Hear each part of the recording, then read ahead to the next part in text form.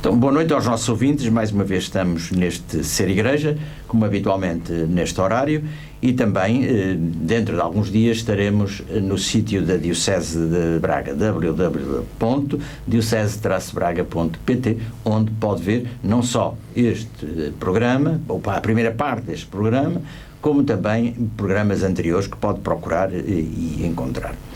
Os convidados desta noite são duas figuras importantes da vida da Diocese, da vida da Igreja, pelas tarefas que desenvolvem na formação dos futuros sacerdotes. Estou a referir-me ao reitor do Seminário Menor e ao reitor do Seminário Maior, que não sei ainda se chama assim, mas enfim, é assim que as pessoas conhecem os dois seminários. Boa noite aos dois. Boa noite. Por terem aceitado o nosso convite para conversarmos um bocadinho nesta semana dos seminários, à volta do tema que os ocupa e preocupa com certeza. Eu faria a primeira pergunta, que é muito elementar, toda a gente sabe, mas vale a pena às vezes pegar nas coisas que são muito simples e voltar a explicar, porque há sempre alguns pontos que se podem e devem esclarecer. O que é um seminário? Posso iniciar eu, não é? Uma vez que o nosso seminário se dedica a uma faixa etária mais inicial ou mais jovem.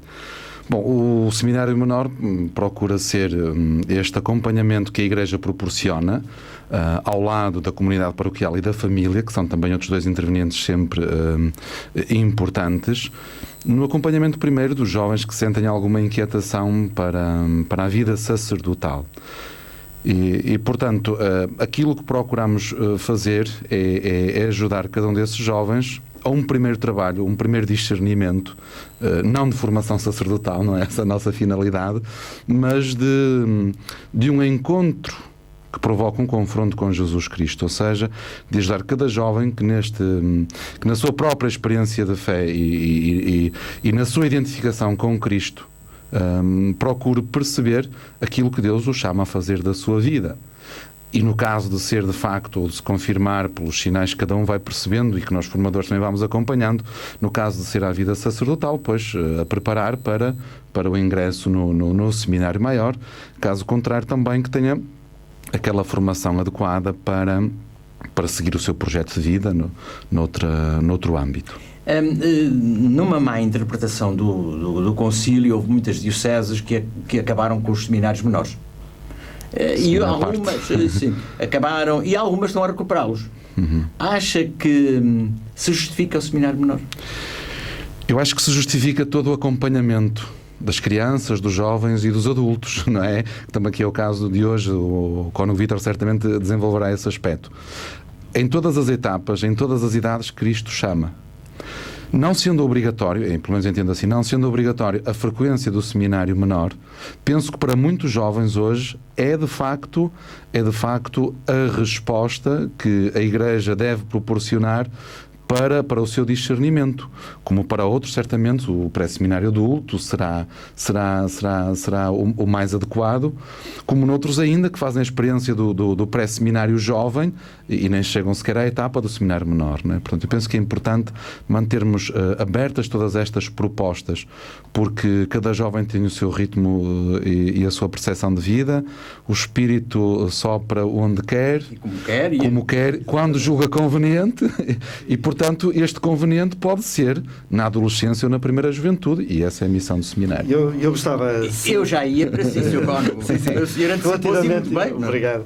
Relativamente a esta questão, porque nós somos bastantes vezes confrontados com ela, parece-me que era importante só destacar mesmo isto, ou sublinhar de modo muito claro aquilo que nos parece, nós como equipa, porque nós somos um único seminário em 2 edifícios, não é? O mesmo seminário em 2 edifícios, e portanto em 2 casas.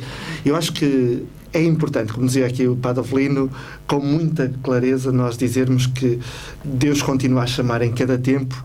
O modo de o fazer são ou acontece de várias maneiras. Há uns que sentem essa inquietação mais cedo, outros vão crescendo com a inquietação, mas não querem um confronto nem tão direto, nem tão institucional. Temos várias formas de, ao longo da vida, o jovem se poder confrontar e do jovem poder dar a resposta que lhe parece mais ajustada para bem também da Igreja de Jesus Cristo.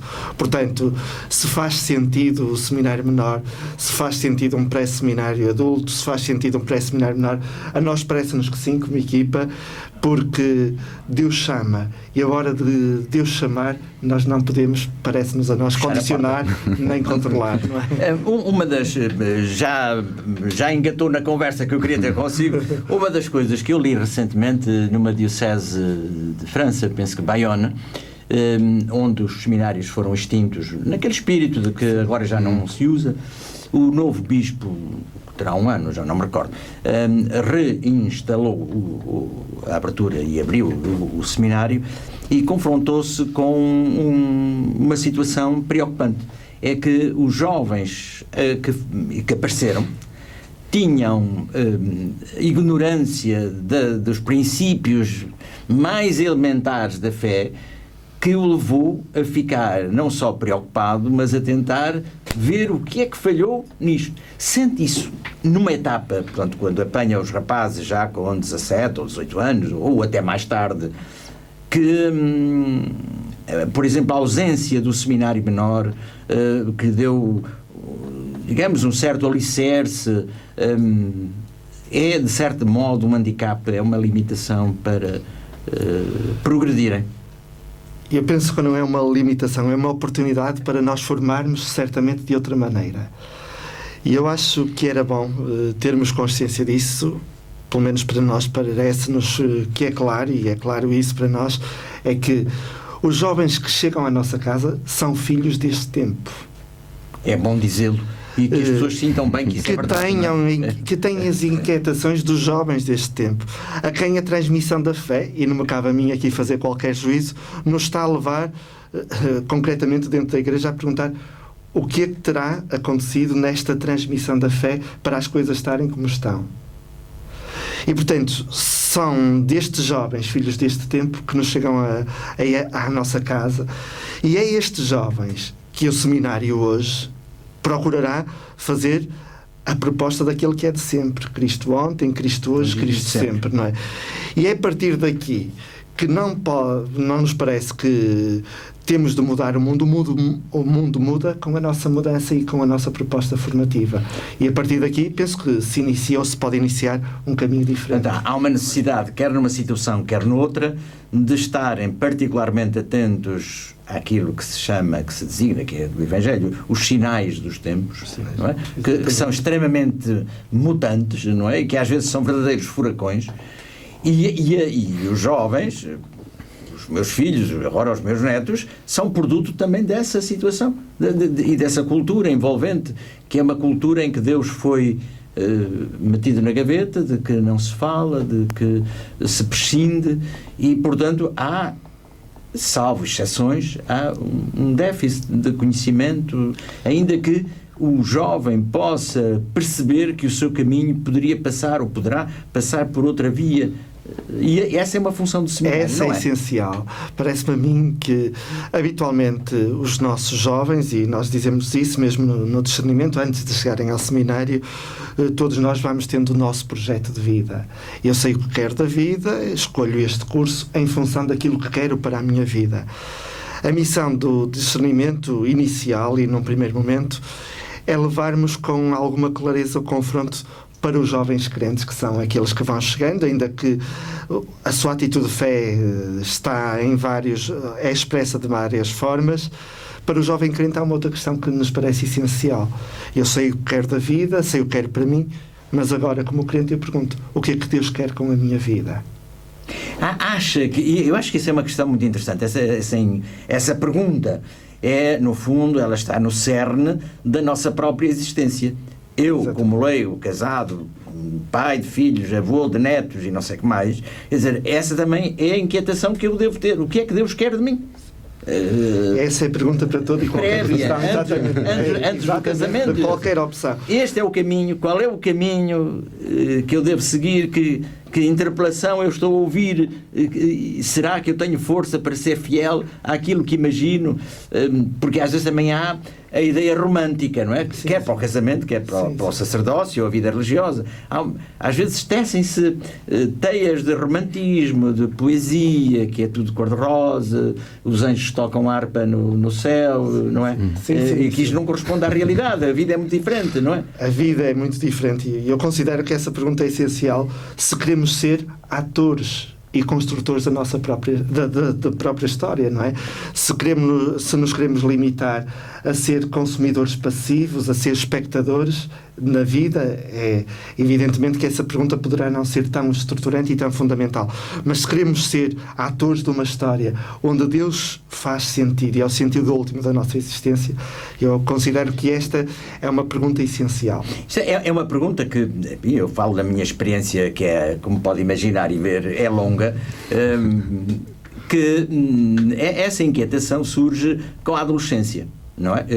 O adolescente é não só um turbilhão de hormonas, mas também é um turbilhão de ideias.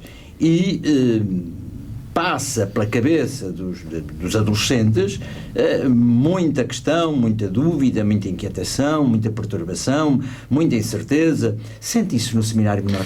Sobre tudo isso, não é? Muita incerteza. Hoje, para os adolescentes e para os jovens, o futuro coloca-se com uma incerteza tremenda. Agora, isso não tem que ser negativo, não é?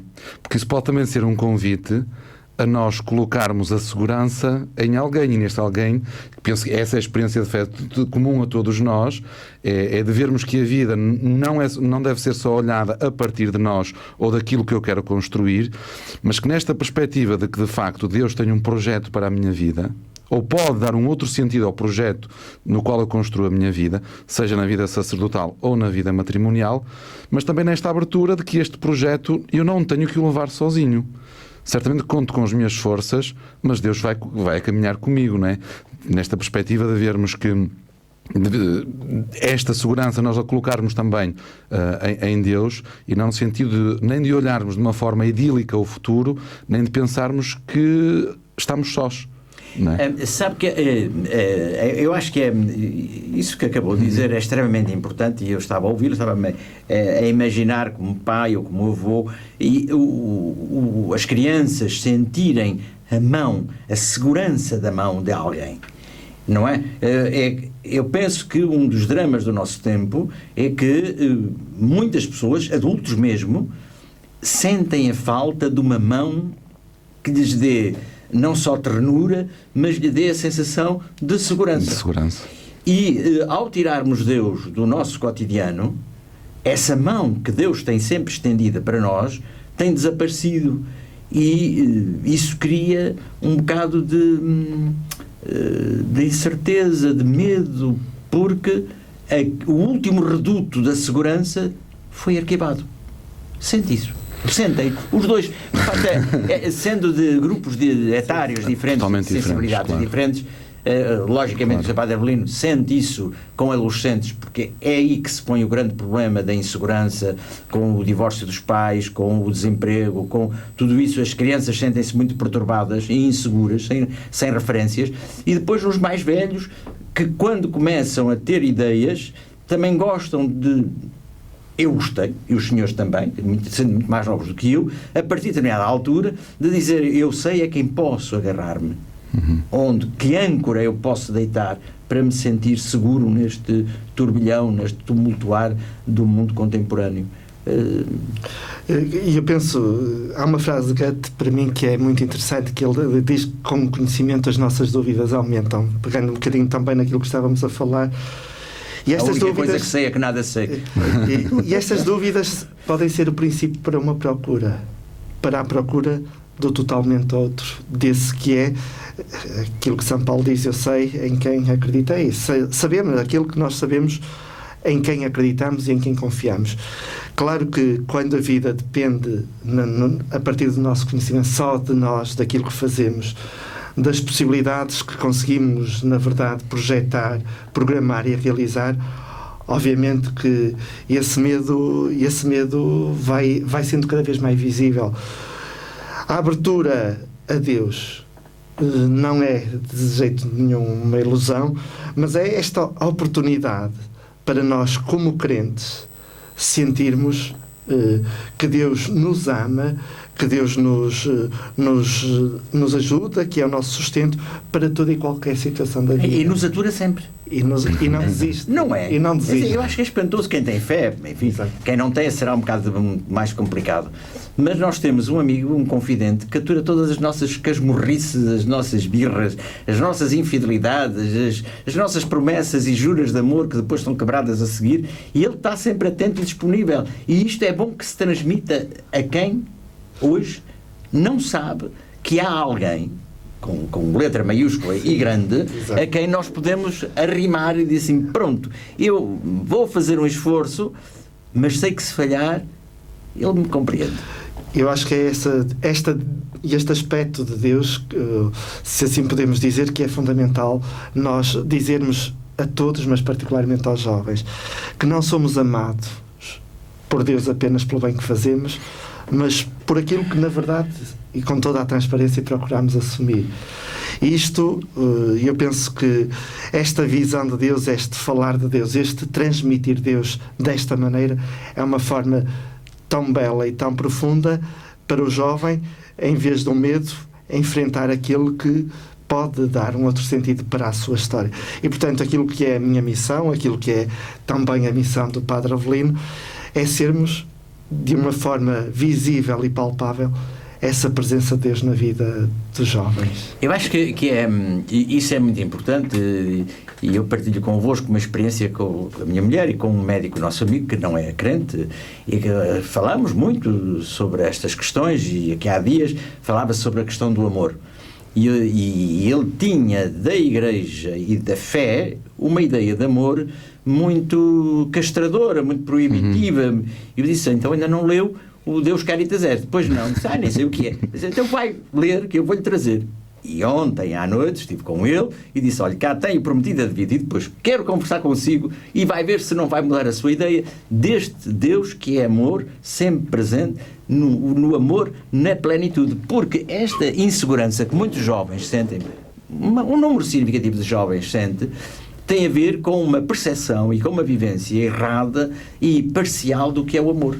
Não é verdade? E, portanto, quando a gente fala que Deus é amor, eles associam, ou correm o risco de associar, a que o amor que Deus será um pouco à semelhança do amor que o pai e a mãe têm, que acabaram todos à pancada e no tribunal para se divorciarem.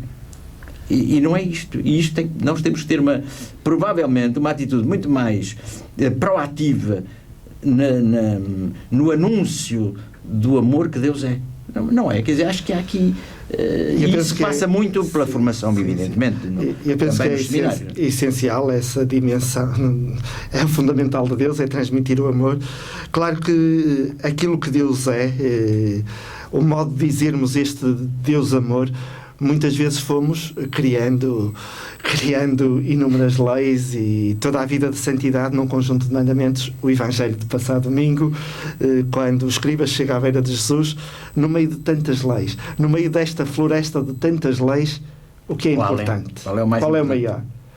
Amar a Deus e amar o próximo. De facto, eu penso que está aqui, ou pode estar aqui neste amor a Deus, o grande desafio para a evangelização da Igreja, de dizermos este amor de Deus, e falando daquilo que nós às vezes até temos dificuldade em falar, dessa questão da santidade, que pensamos que a santidade é uma coisa para a elite da Igreja, para umas tropas da elite, deixa-me assim passar a expressão, mas a santidade é algo tão concreto, que nasce a partir desta experiência de Deus na minha vida, porque sou amado como sou e Deus com o seu amor me quer tornar diferente. O Papa João Paulo II, Beato João Paulo II, tem essa frase tão bela para definir a santidade, não é? Que a santidade é viver a vida ordinária de forma extraordinária. Eu acho isso belíssimo. E portanto, é esta forma de sentirmos um Deus que nos ama e que o seu amor irradia-se a partir de nós, a partir desta vivência ordinária, do dia a dia, mas de forma extraordinária, animado por esse amor. Voltando aos seminários, que nós estávamos já aqui a fugir, sem fugir. Não, no fundo, nós estávamos na centralidade que é o seminário existe porque há seminaristas, e os seminaristas existem porque alguns acreditam que o amor é possível na sua dádiva total ao outro. Bem, seminários, estamos na semana dos seminários. Qual é o grande objetivo, ou quais são os objetivos, quer para o responsável do grupo mais jovem, como para o responsável dos grupos de idade mais avançada, não são velhos, evidentemente, mas já têm, já passaram a adolescência há alguns anos. Bom, nós celebramos a semana, como somos um só seminário, procuramos também que a celebração desta semana é toda preparada e vivida no conjunto dos 2 seminários. Eu penso que nós podemos encontrar aqui diversos objetivos para esta semana. O primeiro, desde logo, é sensibilizarmos para a missão primeira das comunidades e de cada cristão, que é a oração. A oração, que penso que deve passar por ação de graças, por tantos e tantas que hoje, tantos homens e tantas mulheres que hoje continuam este serviço ao Evangelho, nomeadamente nesta semana olhamos as vocações consagradas, mais na perspectiva também da vocação sacerdotal, né? Mas não deixarmos de ter este aspecto, quer dizer, rezamos porque damos graças, porque Deus hoje continua a chamar, e há corações generosos e disponíveis para acolher esse chamamento. Por outro lado, também rezamos no intuito de pedirmos ao Senhor que continue a dar pastores para a sua igreja. Portanto, é esta prece, mas também que esta prece agradecida, não é? Portanto, outro objetivo que temos ido muito em encontro às comunidades, sensibilizando para que cada pessoa e, sobretudo, a família e os agentes de pastoral devem também ter esta atenção e ser este instrumento de Deus, ou através do qual Deus faz ouvir a sua voz, e que não deixe de propor, concretamente aos jovens que acompanham, quando vão revelando alguns sinais de abertura a esta consagração da vida, pois também que não deixem de ser este instrumento pelo qual Deus hoje continua a chamar. Portanto, a oração e a sensibilização, não é? Porque depois todo o trabalho mais de acompanhamento e de aprofundamento é feito ao longo do ano, não pode ser nas diversas instâncias. Evidentemente. Isto é como que uma terapia de choque no momento para ganhar força para o resto do ano, não é? Evidentemente. Não. É apenas uma proposta inicial de uma sensibilização para que os jovens procurem também entrar nesta dinâmica vocacional e de uma vocação que é alargada, de uma vocação entendida também na vida matrimonial, na vida consagrada e na vida sacerdotal. E pensamos que esta semana, como dizia o Padre Abelino bem, é um tempo de oração, um tempo de sensibilização e, porque Semana dos Seminários, um tempo de falarmos e darmos a conhecer aquilo que é também o ministério sacerdotal. É um tempo para falarmos também na transparência daquilo que procuramos viver, o que vivemos, quem vivemos, em quem confiamos, o que acreditamos, aquilo que nos levou a fazermos esta opção de vida. Ora bem, eu penso que o que acabaram de dizer é uma espécie de mensagem final neste programa. Sobre isso. Porque há muito tempo, e queria dizer-lhes que sabem isso melhor do que eu, este programa não é meu, eu sou um simples servidor deste programa, ele está à vossa disposição, dos seminaristas que queiram vir mostrar aos nossos ouvintes algum projeto que tenham em mente e que gostassem de divulgar, o seminário, alguma ideia que gostasse de partilhar, alguma experiência para que gostasse de convidar os ouvintes. Portanto, este é o micro da Diocese, não é o meu, eu sou um instrumento, como o micro é outro instrumento, eu sou um instrumento, e estamos aqui à vossa disposição para sempre, e que acharem que é oportuno, só tem que nos dizer, gostava de ir em tal dia aí dizer isto ou aquilo, porque estamos para servir, não é outra a aposta. E eu gostava de agradecer o convite, agradecer também esta oportunidade que nos dão de falarmos da nossa casa, da nossa instituição, da nossa, porque não é minha nem de Padre Abelino, é da nossa igreja, porque esta semana... Eu ia lhe perguntar se era só vossa e se também não tinha lá dentro. É nossa igreja. E aquilo que eu gostava de dizer para terminar era precisamente que seja uma semana para rezarmos pelos seminários, nos seus alunos, nos seus formadores, nos seus professores, por todos nós, mas ao mesmo tempo que seja uma semana para que o Senhor envie para cada tempo e para o nosso tempo semeadores da esperança. E eu gostava de terminar dessa forma com o texto de Charles Péguy, porque me parece que precisamos de pastores que sejam anunciadores desta esperança. Diz ele que a pequena esperança avança no meio das duas irmãs mais velhas e nem sequer se repara nela, a fé e a caridade. E é a esperança essa miúda que tudo arrasta, porque a fé só vê o que é e a esperança vê o que será. A caridade só ama o que é e a esperança ama o que será.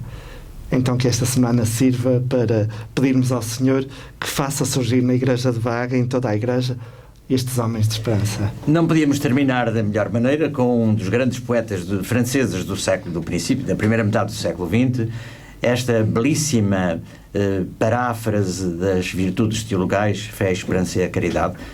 Senhores reitores, muito obrigado pela vossa colaboração e, repito, esta é a vossa casa, usem-na sempre que entenderem. Obrigado. Muito obrigado. Obrigado.